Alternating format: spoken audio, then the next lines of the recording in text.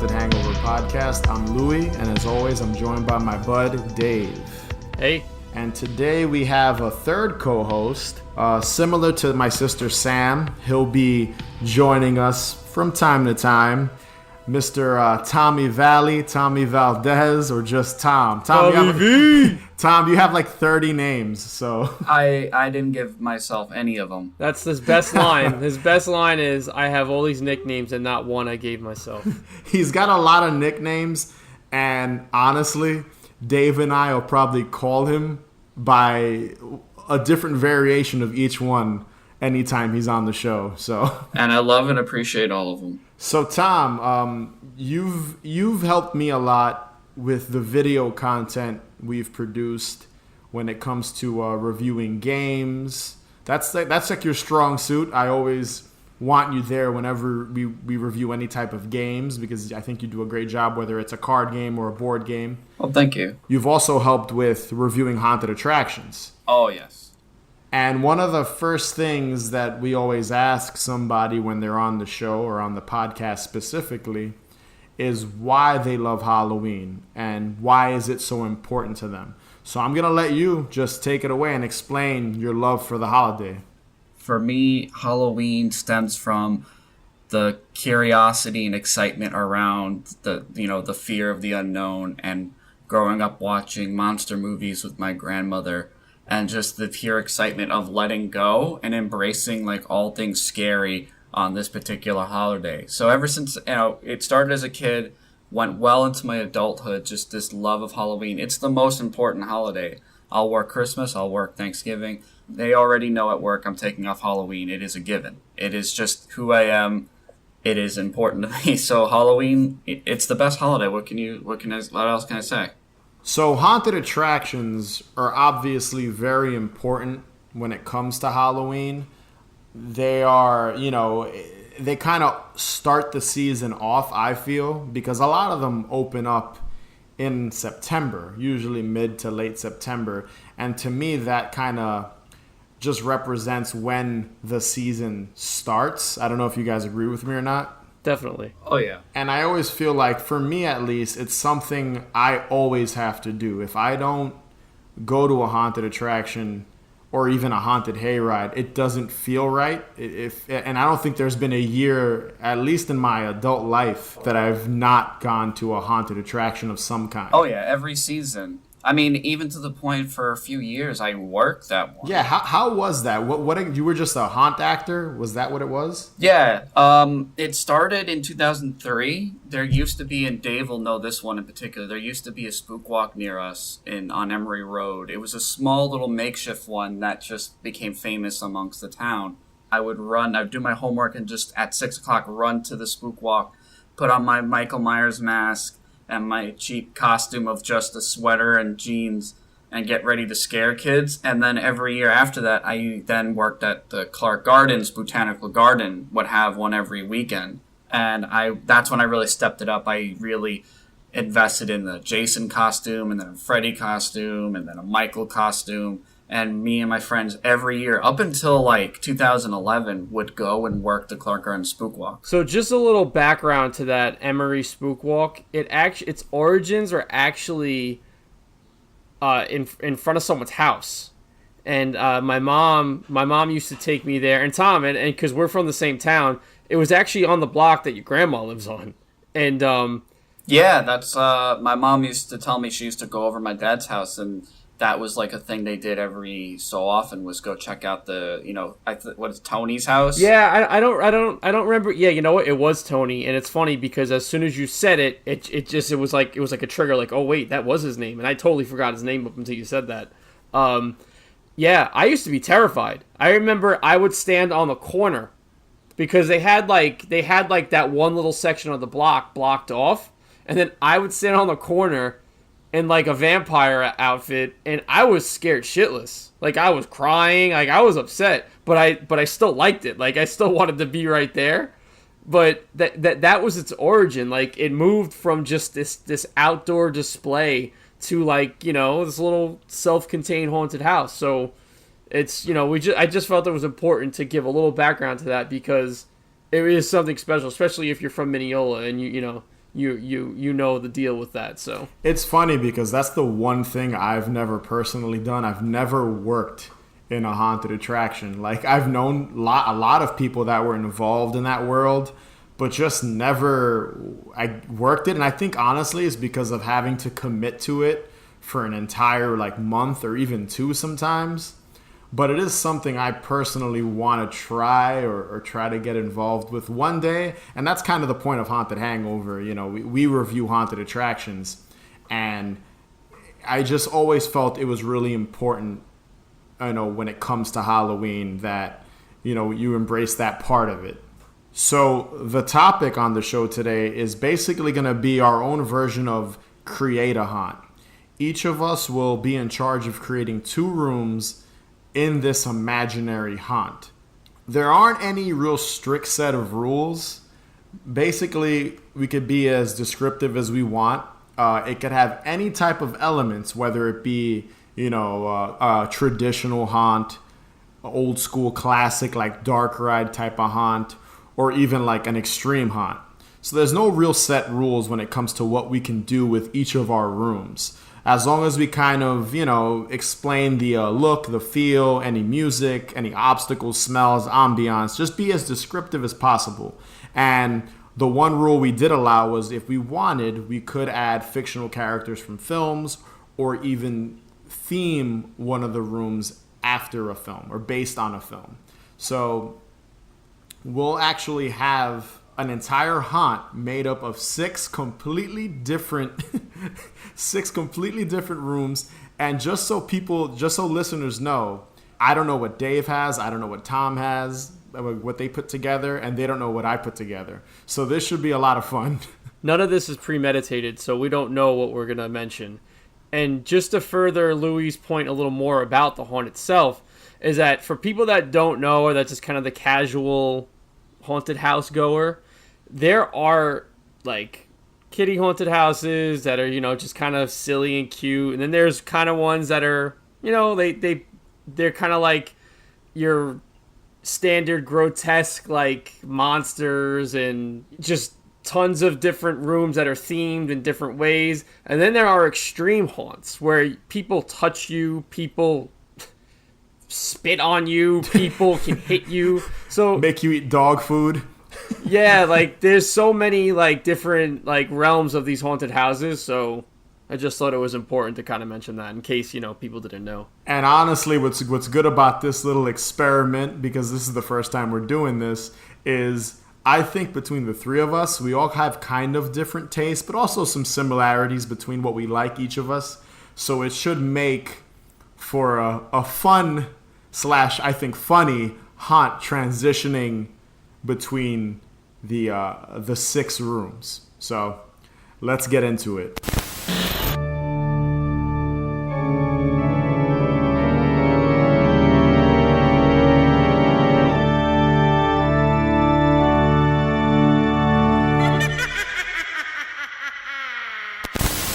So our imaginary group of people will be going through one of my rooms first, and this room is going to be called Void. So once inside, they'll be surrounded by complete darkness. And I've never seen this aspect in a haunted attraction. I don't even know how you achieve it, but I always like the aesthetic because I've seen it in films. But there would be a layer of fog at about the knee level. So no fog rises past that. It kind of stays in that vicinity. I'll have small, like blue string lights being the only light source hanging from the ceiling, almost like guiding the people, because, you know, when you go through a haunted attraction, it's usually very dark. You know, some of them are very dark where you can't really see where you're going, and that's always been kind of annoying at times because you end up crashing into a wall. But in this room, Void, I'd have these lights that are kind of pointing you in the right direction. So as you're passing through it, I'll have these small hidden directional speakers filling the room with like creepy whispers and moans and an ambient score. And the score I thought of that I feel very faintly in the distance to play would be this song called Don't Wait For Me from Makeup and Vanity Set. Just have it subtly playing in the background.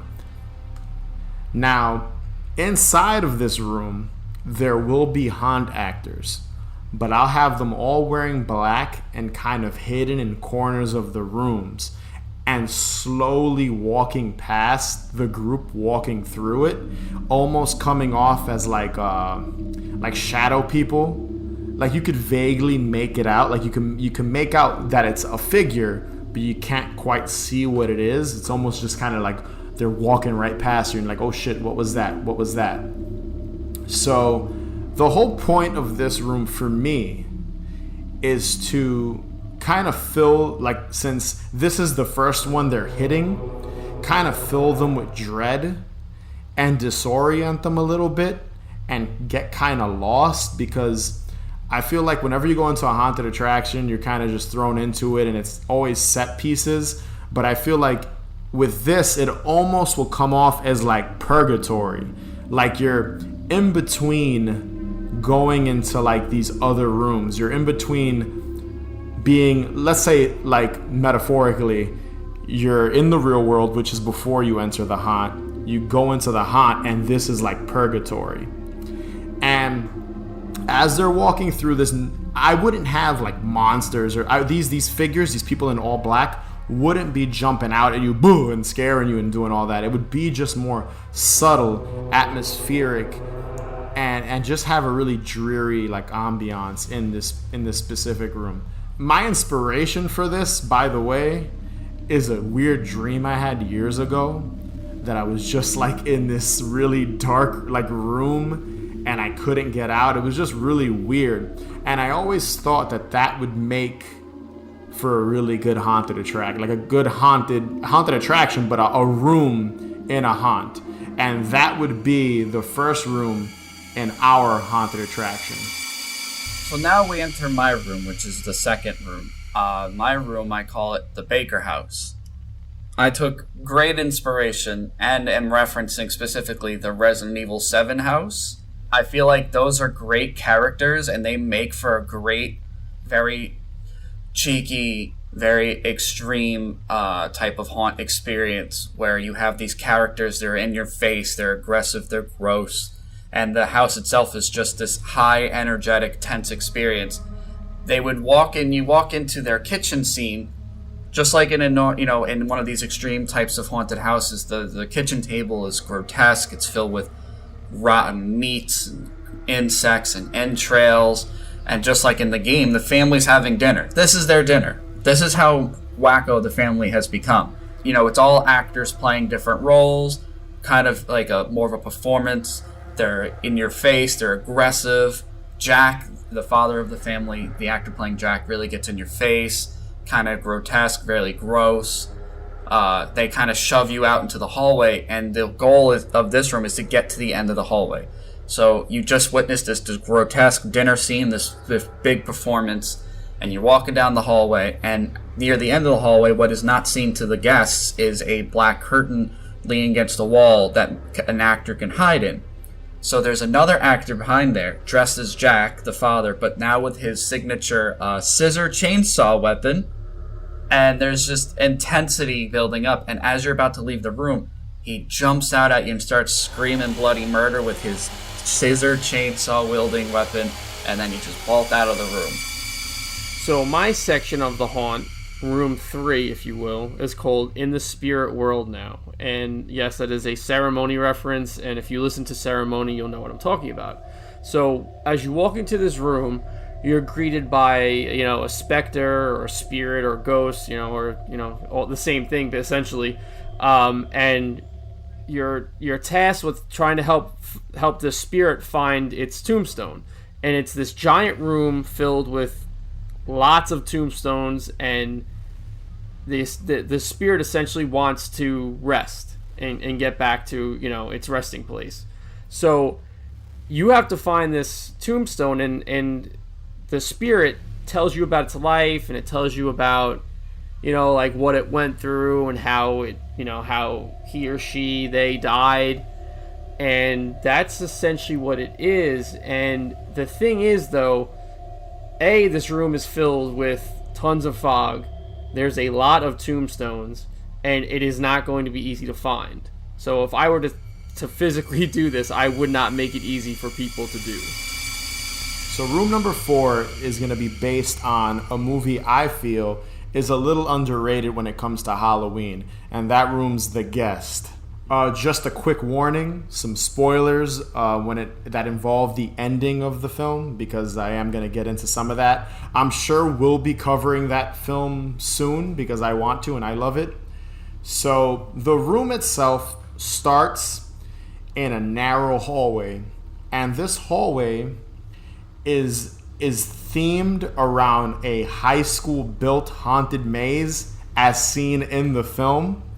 So you'll be passing through like several unrelated, cheesy, gory scenes, like a zombie eating somebody, body bags hanging from the ceiling. Honestly, like most of this stuff is what you'd see in like a traditional haunted attraction, but I wanted it to like look really cheap and look bad on purpose because it's supposed to be like a high school put this together. You know, it's blatantly supposed to look that way because it's leading to the scary part of this room. So once you pass the cheesy narrow hallway part, you end up in a large gymnasium replicating the actual finale of the film. So everything will be lit up in like neon blues, pinks, and orange. I'll have up murals, like I would put up 3 murals of the Halloween 3 Season of the Witch mask, like they have in the movie. In the movie, you could see the 3 masks are like plastered up on the wall. And as you enter this large room, you'll hear the song Antonio from Annie playing throughout. You know, the group will be passing through this gymnasium, and they'll come across the final moments of the film where David is trying to like choke Anna, and her younger brother runs up and I think he stabs David in the chest or something like that. And the gymnasium goes up in flames because that's how the film ends. The entire gym and all the Halloween decorations are burning and stuff. And this causes our guest, our imaginary group of people that have been passing through these rooms, to be rushed out of the room. I'd be mimicking it. It wouldn't be I wouldn't be obviously really burning a gym. But a reference I could use, and I don't think either one of you have been to this, was a few years ago I went to Halloween Horror Nights at Universal Studios, and they had a Halloween 2 themed haunted attraction, and they were able to recreate the hospital on fire. So that's kind of what I'm picturing for this finale. Like you kind of are passing through it and parts of it start looking like they're on fire and burning. And I just feel like that would get our imaginary guests that are walking through our haunt just to kind of run out of there. The contrast from the very grotesque, grossed out, in your face, aggressive nature of my first room. This room is going to be a lot more subtle, psychological, and terrifying. It's called The Hallway, and it takes pretty much big inspiration from the short horror experience called PT that came out a few years ago.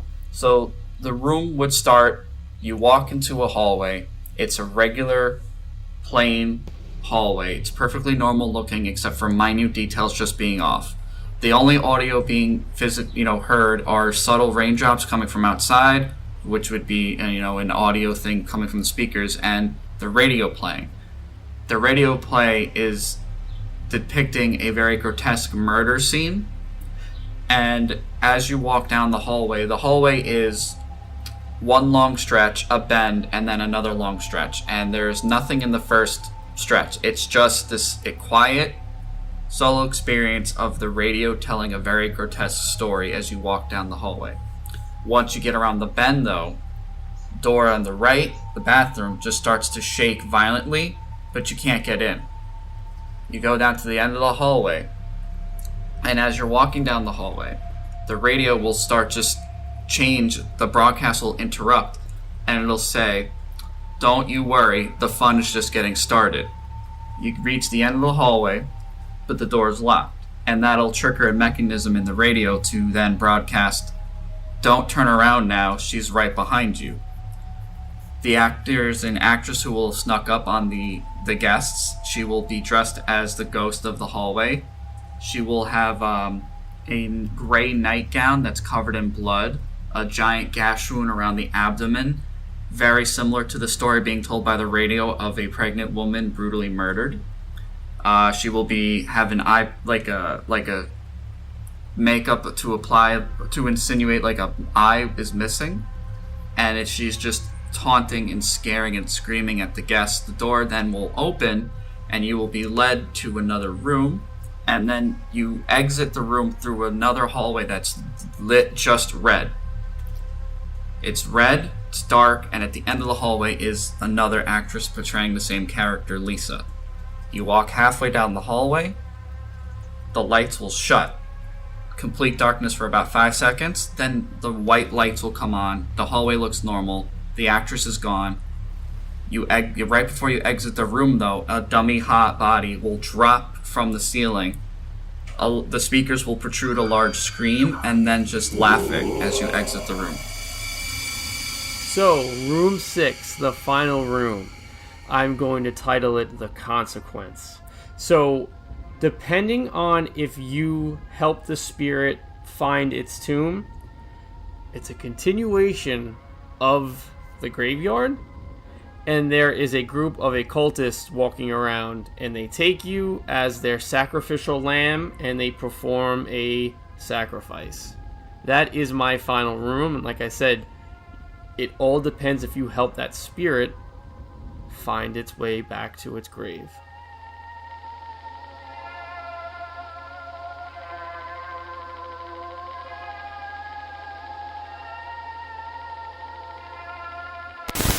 All right, guys, so we have our haunt, we have our 6 rooms, and let's just kind of run through what it would be like if the 3 of us together as a group went through this haunt.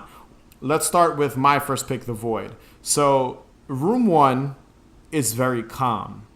It's very atmospheric, very creepy. There's not much jump scares, or there isn't anything gory. So it's interesting how it goes from that to Tom's The Baker House room, which Tom, you tell me, I'd picture this room again. I'm not 100% familiar with the game. I'm actually gonna start playing it soon because I've always wanted to. But it looks like Texas Chainsaw Massacre type of setting, and I picture this room to be very smelly. And we've gone through haunted attractions that like they have like smell-o-vision or whatever. Oh God! where the haunted house or the room smells, and I picture your Baker House room being a pretty funky and intense room with the chainsaws and all that. You know what I mean? Yeah, 100%. Because the idea, I kind of took a little bit of, if I were to do one of those extreme haunts, I want something in your face. I want something grotesque. I want something gross. I want the whole experience is just kind of tense and uncomfortable with a big payoff jump scare towards the end of it. But I mean, the game itself is kind of like this amalgamation of Texas Chainsaw Massacre, Evil Dead, and Eraserhead. I mean, the main character drives to the house in the Evil Dead car. So I wanted to capture all those things and say, you know what? Go balls to the wall, give you a very hard punch, tense experience right at the front. You have the bakers, interacting with you, testing your limits, and you're trying to get out, and then there's just a punch of a jump scare. And then after running out of the Baker House room, you go into Dave's room in the spirit world now, room number 3. And there, it kind of almost becomes an escape room type of situation with having to find the tombstone, which I know, Dave, later on you have more you want to add to this, but you guys get what I'm saying, right? Like, imagine you're going through a calm room, an intense room, and now this graveyard where you have to find a tombstone, and it's difficult. A lot of anxiety. Yeah, so it's a lot of it's pretty insane how that would work. How this chainsaw wielding maniac rushes you into another room, and in the spirit world now, that room, I'm assuming just from your description, is kind of a calm room. Yeah, it is. It's heavy on atmosphere. Yeah, so I picture it almost like like room 1, Void, being kind of a very calm but creepy room where there is an objective and there is something you have to do. And there's like a really sad undertone to it, you know? And then going from that into the guest room where you go from this really like calm, dread, eerie cemetery into a really shitty, cheesy high school haunted attraction that ends up turning into a gymnasium that burns down, and you witness this crazy guy choking out a girl and then getting stabbed, and then everything goes up in flames. So it's very action packed.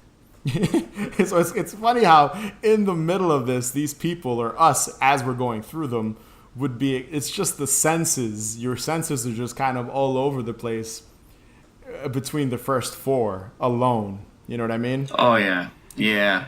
And then you have room 5, Tom's room, the hallway, which I like how video games were your inspirations for your 2 rooms. I didn't even think of that, think about that. And I was like, you know what? Tom is a big gamer. It makes sense.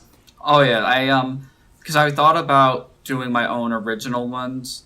And I was like, yeah, those are cool, but I've been playing a bit of games on Twitch lately, and I'm like, there hasn't been... Universal did a Resident Evil 2 walkthrough, which was pretty cool, but I'm like, I don't think anyone's really truly captured the essence of what makes these games so terrifying. And the reason I really was excited to go with PT, because it's still talked about to this day, and I really genuinely consider it one of the scariest experiences I've ever had.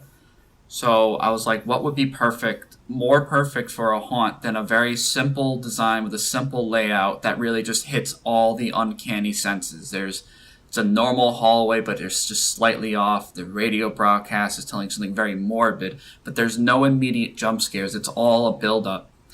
And just the uncanny nature of it, the tense, build-up of the atmosphere, the rain, a otherwise normal house, whereas the Baker house, my earlier one, is very in-your-face gross. It's disgusting. It's gross. It's just vulgar. This could be your own house, but something is wrong, and you feel this constant, following. This something is after you, and that's when you get that scare with the woman in the gown and just the grotesque display because your imagination is going to be worse than what we can give you. So giving the vivid detail of what happened to her and then seeing just this ghostly corpse scaring you is going to make you run with that idea in your head. And I like how both your rooms end with a jump scare, right? Because the hallway ended with a dummy or a body falling. Yes. So it's interesting how you kind of push the people out of the room to exit. So it's like in the Baker house, they rush out because of the chainsaw. What's his name? What's the character's name again? Jack. And then in the hallway, the body causes them to run into the next room. And I like that in that one, that's the sensory overload because it's a red hallway, very dark. You see something at the end of the hallway. Lights cut to black. Normal lights come on. It looks like a normal hallway again. You're leaving, and then a dummy just drops in front of you. It's like that scare in daylight where when you least expect it, when you've got the sense that you've returned to normalcy, we're reminding you, no, you're still in it. You're still in this nightmare. And then from there, we go into the 6th and final room, the Consequence. And what's funny about this room is you're going back to Dave's earlier room in the spirit world now. And there's a catalyst, I guess, because now if you don't find, right, Dave, if you don't find the tombstone, you're going to be sacrificed. Exactly. So it becomes an extreme, like almost an extreme haunt, right? Yeah. You're flesh for the beast.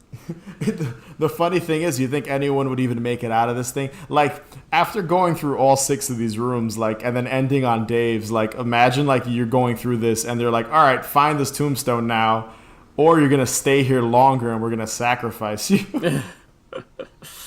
So, let me just give some background to this haunt, or experience that I kind of made up. And it goes back to Tom and I talking about the Emery haunt. So I had this idea a long time ago, and I'm pretty sure I've mentioned it to Tom before, where I wanted to talk to, the village of Mineola to see if I could have the grounds for, a weekend and do this haunt with the spirit, like with the ghost, and try and helping the ghost find its, tomb to get back to and rest. So, this grand idea of legit making a graveyard, making it very atmospheric, lots of fog, lots of melancholic ambient music, and this person that's kind of, I wouldn't, either like it would be like a traditional looking ghost with the sheet over its head, or someone that's like grayed out with like white and gray makeup and like maybe some like, maybe like contacts that are a little weird looking, whatever. And the point is, this spirit asks you to help them go back to their grave so they can rest. And as you're trying to find their grave, and like I said, if I was going to do this, this would be interchangeable, because I wouldn't want people telling people, oh, that's where the grave is. The grave would change every single time someone would do this, someone would go through this haunt. And the spirit will tell you about its life, how he or she or they died, like a little background to them. And it's just something that I thought that you don't ever hear of. I don't think it's ever been done. Like this kind of thing in a haunted house setting. And that's what led to that last room, the consequence, where if you couldn't, also too, the other thing I didn't mention was, in the original concept, you're timed. So if you don't find this, and it goes back to, yes, you are kind of right. It was an escape room situation without me actually thinking about an escape room. And that's what I took from it. Right. And you would be timed. And if you didn't find this tomb, the spirit would get scared or get upset and they would go away. And these occultists would come out and you'd essentially get kidnapped and you would be their sacrifice. And if you did find the grave, the spirit would thank you and they would give you a treat. So you would get, maybe a little, like a little card with like a, now this where it gets a little silly, but it's a treat. It's a treat. So you would get like a recipe for like, like a Halloween baked good or something, or you would get like a music recommendation or a movie recommendation, or just like a thank you note from the ghost. Like that's what you would get if you did help the ghost find its grave. So it was just like this kind of this big idea, and I misinterpreted what you what you wanted us to do. So I created an entire haunt.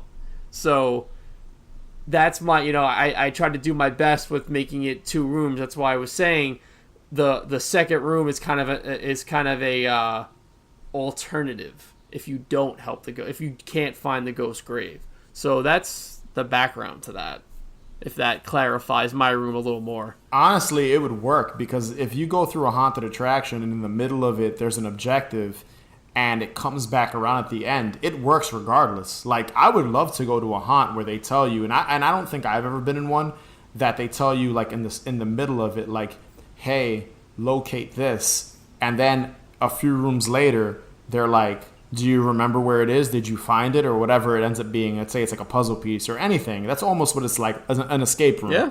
It kind of works. And that honestly is how you escape the haunted attraction. And in this case, our haunted attraction, the way to escape is to find this tombstone, or it turns into McCamey Manor and you're sacrificed basically at the very end. You're shit on and spit on and thrown up on, and you're punched in the face, tied up and thrown in a fucking water cooler. Yeah, exactly. And I think, is that guy still allowed to have a haunted house? I have no idea. I'm not a big extreme haunt guy, and I never really follow that whole scene. That's never been my thing. So I went to one in New York. I have gone to one too, but Tom, you tell us your experience. Oh. let's not get. We'll save that for another episode. Yeah, I would love to tell that story. It's a weird and funny story. I am also not. I mean, it's embarrassing, but I'm not embarrassed to tell it. So if you guys had to name our haunted attraction with all these rooms that we created, what would it be? Off the cuff, Dave. On the first one, right? All right. Songs of a Dead Dreamer. That's pretty intense. But it works. Tom, what would you name it? The Catalano Cortez Palumbo mansion. It would just be our last names. Tom, did you add a at the end of Palumbo to make it sound more Italian than it has to be? No, I think mansion, because I was trying to say mansion. Palumboa mansion. Or I don't know, because it's hard to keep with the theme. Maybe Cycle of Extremities. That sounds like a death metal album. I would just name it Haunted Hangover Haunt. I know that's a cop-out, but that's what I would name it. So that's what this is, the Haunted Hangover Haunt. All right, so that's the Haunted Hangover Create a Haunt episode. I hope you guys had fun doing this with me. We did. Oh, absolutely. Tom, you'll be on the show again down the line, and you'll also be in some upcoming videos we're going to start filming soon. So be sure to follow us on Instagram and Twitter at Haunted Hangover. And if you can rate and review us, that would be greatly appreciated. And remember, the best cure for a hangover is more booze. Later, guys.